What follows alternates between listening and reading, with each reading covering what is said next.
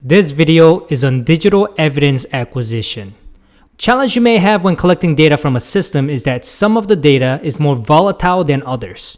Certain data will be stored on a system for an extended period of time, while other data may only be available for a couple of minutes. Therefore, you need to start collecting the data with the information that is more volatile. Also note that you must process the data the correct way to acquire evidence that is admissible in court, so focus on integrity.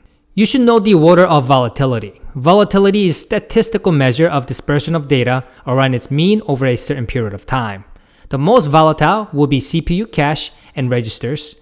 Then we have the router table, ARP cache, process table, and so on. Then we have the temporary file systems, then disks, then remote logging and monitoring data.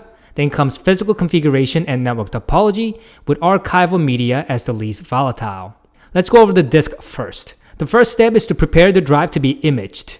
You can power down the system so that nothing can be written to that drive. And you can also easily remove the storage drive from the system. After that, you will need to connect the drive to a device specifically designed for imaging, and a device that ensures integrity.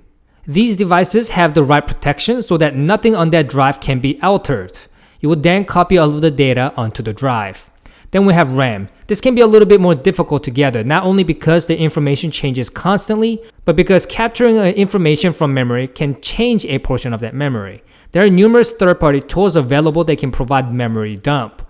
These tools will take everything in the system's active memory and copy it to a separate system or a separate connected device.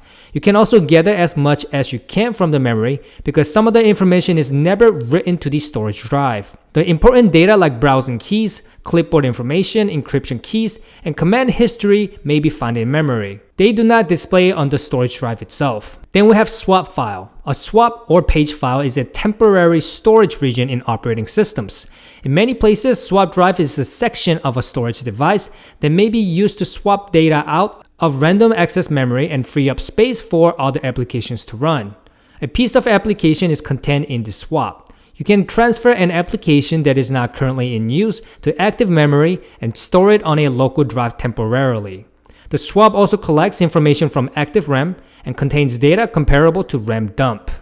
The files and data present on the operating systems can help to understand security events. The operating system also contains information like a number of logged-in users, open ports on devices, currently running processes, and attached devices.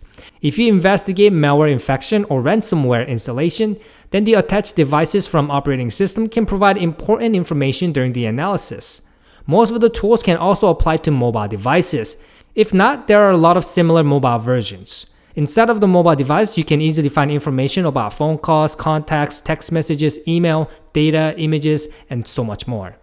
You should also focus on firmware. With some security events, firmware of a device could have been modified. Getting access to the firmware may help understand how the device was exploited or used, and it has real-time data sent to and from device. When you work with virtual machines, you can easily get details from Snapshot. Snapshot is an image of a virtual machine. Taking Snapshot starts with original image that will act as a full backup of the system.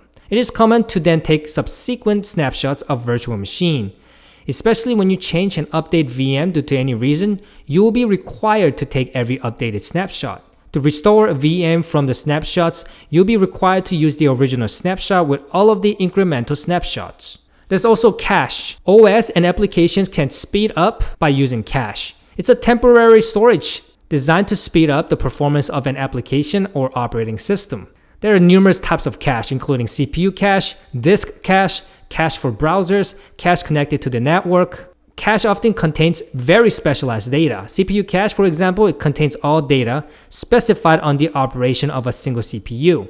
Browser cache contains URLs of locations visiting with some browser page components, including text, images, and so forth. There's also network information, which contains wealth of information. You can see all of the different connections made over the network. It is useful for inbound and outbound session with devices, operating system, and application traffic. Also ensure you collect artifacts. Artifacts are things that's stored in log. It may be flash memory, prefetch cache files, information stored in recycle bin, and information that you're storing in the browser.